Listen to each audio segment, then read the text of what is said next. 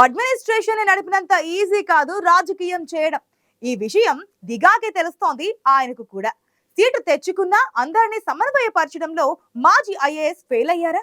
కూటమిలో కుమ్ములాటలు అక్కడ జనసేనకు మైనస్ గా మారబోతున్నాయా? వైసీపీ వ్యక్తిగత విమర్శలను అభ్యర్థి ఎందుకు తిప్పి కొట్టలేకపోతున్నారు? కూటమి పక్షాలను ఎందుకు కూడగట్టుకోలేకపోతున్నారు?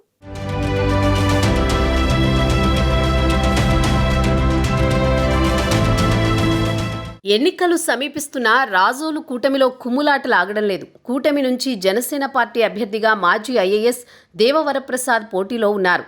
వరప్రసాద్ రాజకీయాలకు కొత్తైన 3 పార్టీల కలయిక కలిసొస్తుందని అంతా భావించారు. అయితే ఓ ఇల్లు తీసుకుని కేడర్లో కూటమి పార్టీ లీడర్లలో నమ్మకాన్ని పెంచాల్సిన అభ్యర్థి ఒక లాడ్జీలో ఉంటూ అక్కడి నుంచి అన్ని వ్యవహారాలు చక్కబెట్టడంతో స్వపక్షంలోనే విమర్శలు వెల్లువెత్తుతున్నాయి.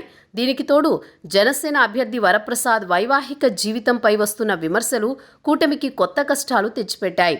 కరపత్రాలు పంచుతూ ఆరోపణలకు సమాధానం చెప్పాలని వైసీపీ నిలదీస్తున్నా నోరెత్తడం లేదు వరప్రసాద్.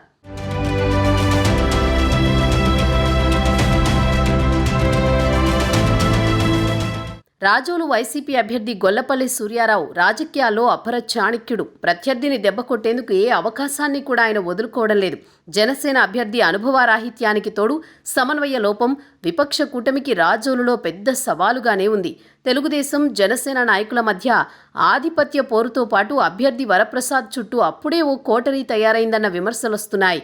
ఓ సామాజిక వర్గం నాయకులు ఆయన చుట్టూ చేరిపోయి అంతా తామే అన్నట్లు వ్యవహరించడంతో ఇతర సామాజిక వర్గాల నాయకులు కార్యకర్తల్లో అసంతృప్తి మొదలైంది. ప్రధానంగా అభ్యర్థి చుట్టూ ఆ సామాజిక వర్గానికి చెందిన 4 వ్యక్తులే కీలకంగా వ్యవహరించడంతో మనకేం పట్టిందన్నట్లు మిగిలిన వర్గాలు దూరంగా ఉంటున్నాయి.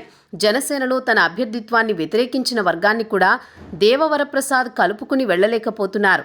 కొందరిని కలుపుకున్నా పూర్తిస్థాయి బాధ్యతలు అప్పగించకపోవడంతో జనసేనలో ఓ వర్గం ఆయనపై గుర్రుగానే ఉంది.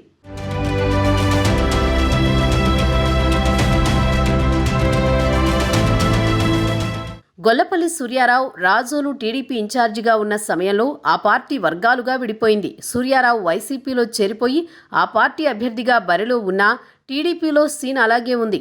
గొల్లపల్లి ప్రధాన అనుచరులకే ప్రాధాన్యం ఇవ్వడంతో కూటమిలో ఏం జరుగుతుందో అర్థం కాని పరిస్థితి నెలకొంది. దీంతో 2019 ఎన్నికల్లో జనసేన గెలిచిన ఏకైక సీటులో ఈసారి వైసీపీ జెండా ఎగరడానికి చేజేతుల అవకాశమిస్తున్నామని నిట్టూర్చడమే తప్ప అంతకంటే ఏం చేయలేకపోతున్నారట కూటమి నేతలు కూడా.